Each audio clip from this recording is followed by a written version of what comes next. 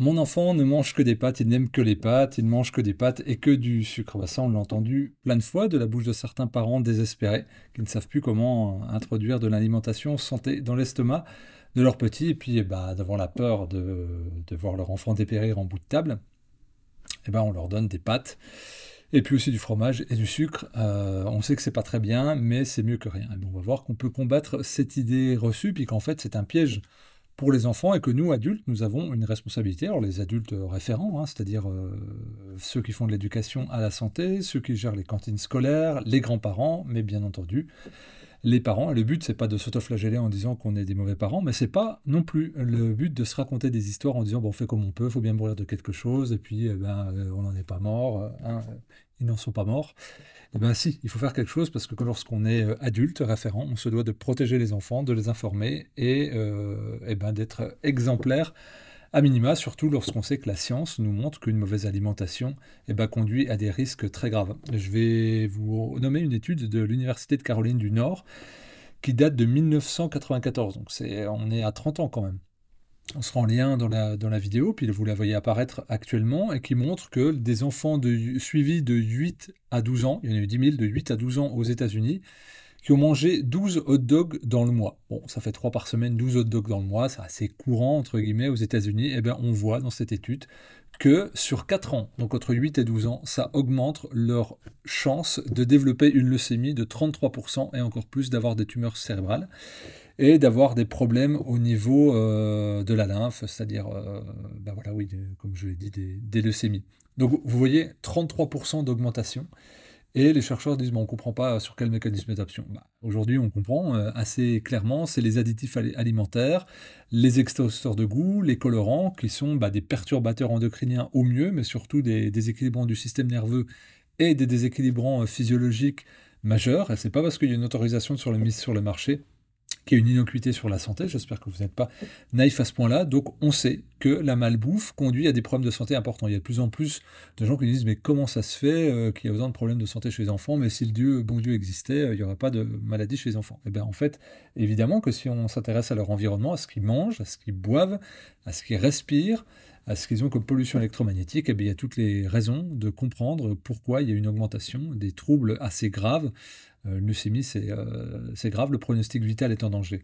Et donc le but, c'est de dire il faut mettre un coup d'arrêt à cette non-gestion de la santé des humains, mais à plus forte raison des enfants, parce qu'ils n'ont pas le libre arbitre pour choisir. Et donc, pourquoi les enfants vont vers ces aliments-là? Bah déjà, ils agissent par mimétisme.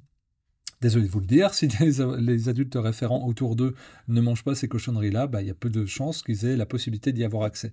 Et donc, eh bien, c'est aux adultes de se responsabiliser en disant, bah, je vais faire en sorte qu'il n'y ait pas trop ça sur ma table, je vais faire en sorte aussi de les protéger quand je vais les amener à l'extérieur, et je vais faire en sorte de peser, on va dire, au niveau politique et social pour avoir une cantine équilibrée. Et donc, mécaniquement, les industriels, pour faire du pognon, vendent leurs produits, ont mis du sucre partout. Et donc les enfants ont du sucre qui circule dans leur sang partout. Ils ont les papilles gustatives excitées par le sucre et par les exhausteurs de goût. Et ils ont la vue aussi excitée par les colorants. Et donc, dès l'instant qu'ils mangent ces aliments, y compris ceux qui sont salés, ben, ils ont un shoot de sucre énorme, ils ont un shoot de dopamine, donc un sentiment de bonheur énorme. Et donc, ben, ils aiment ça, ils veulent ça, ils sont drogués à ça. Donc, tout ce qui va passer à côté, les fruits et les légumes, bah, c'est fade en fait, parce que il n'y a pas toute cette chimie qui explose et ces couleurs fluo qui ravivent, on va dire, la rétine. Et donc, bah, déjà, la première chose, c'est de se dire ça, ces enfants sont drogués, sont addicts, donc ils n'ont pas le libre arbitre. On ne peut pas leur dire choisis ce que tu veux, là c'est choisis ce que tu peux, parce qu'ils ont une dépendance à cette dopamine et à ces papilles gustatives surexcitées par le sucre. Est-ce que c'est une fatalité? Non, parce qu'elle se régénère entre 10 et 14 jours, et donc bah, il y a possibilité d'agir dessus. Et comment? Eh bien, c'est déjà de leur expliquer, parce qu'ils ne sont pas bêtes, les enfants, ils sont comme les adultes. Et donc, ils vont comprendre bah, que c'est pas de la vraie nourriture, que ça n'a rien à voir avec un estomac, que ça a été. On leur montre hein, même des petites vidéos dans des process industriels. Moi, je l'ai déjà fait, puis il y a des parents qui m'ont dit oh non, quand même, c'est pas cool de montrer comment est fait le surimi, c'est pas cool comment est fait les gâteaux ou les bonbons. Je dis ah bon, par contre, il peut jouer à Call of Duty et tuer des gens quand il a 8 ans. Ça, c'est pas gênant. On peut lui montrer aussi des films ou des séries qui sont ultra violentes. Sur les jeux vidéo, il est marqué point de 18, mais lui, il a encore 10 ans de moins, il peut y jouer, mais il peut pas regarder comment est faite l'alimentation qu'il a dans la bouche. Donc c'est assez paradoxal, et ça montre aussi qu'il y a une difficulté, un déni de réalité pour se confronter à ces inconséquences. Mais le but, là, on n'est pas là pour se brosser dans le sens du poil, parce qu'il y a un problème de santé publique majeur, hein, avec des obésités et des troubles qui vont jusqu'à la leucémie, pour s'emparer de ça. Eh ben, on va déjà changer ses propres assiettes, on va établir des règles à la maison, et puis on va cuisiner ensemble, on va passer du temps de qualité, parce que si chacun est derrière son écran, les enfants dans leur chambre ou dans le salon à jouer à la console ou à swiper, et puis les parents sur leur téléphone ou leur tablette, il y a peu de moments de communion, véritablement, puis on n'a pas le temps de faire la pédagogie. Et c'est pour ça que la psychologue Sonia Delahaye a écrit ce livre, Les 5 règles d'une éducation réussie. Alors le but, c'est pas des règles d'être strict, c'est justement des règles de protection, et pas des règles de domination, où on parle des écrans, justement de l'alimentation, du sommeil, la sécurité physique, et de l'hygiène. Elle parle énormément des neurosciences, elle parle énormément des ressources que possède l'enfant, mais que possèdent aussi les parents pour mettre en place une autre hygiène de vie sans que ça soit le combat à la maison. Et ça passe par la pédagogie et poser des règles disciplinaires, mais qui ne soient pas de la contrainte, qui ne soient pas de la violence, qui ne soient pas de l'emprise, qui soient des règles de protection. Je choisis ça parce que c'est la meilleure chose à faire pour toi et que je suis protecteur, je suis ton parent protecteur. Et donc, on a fait un coffret avec les 2 livres de Sonia Delahaye, psychologue, celui-ci plus sur la physiologie, celui-ci plus sur la psychologie, on va dire, de ce que les enfants peuvent vivre à l'école, ils ne sont pas morts.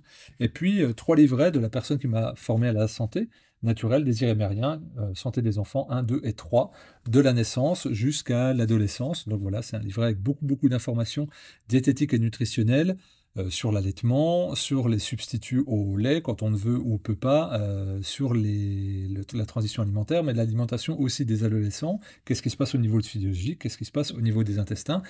Et puis Sonia va plus loin avec les neurotransmetteurs. Qu'est-ce qui se passe au niveau du cerveau? Parce qu'il y a un lien entre intestin et cerveau, et là c'est démontré par la science. Ce que je veux vous dire dans cette vidéo, c'est qu'il est temps d'agir. Si on a appelé ce coffret Santé des enfants, c'est parce qu'il y a une urgence à agir, parce que les enfants sont les adultes de demain, qu'il y a un embouteillage, on va dire, dans les urgences et dans les maladies chroniques.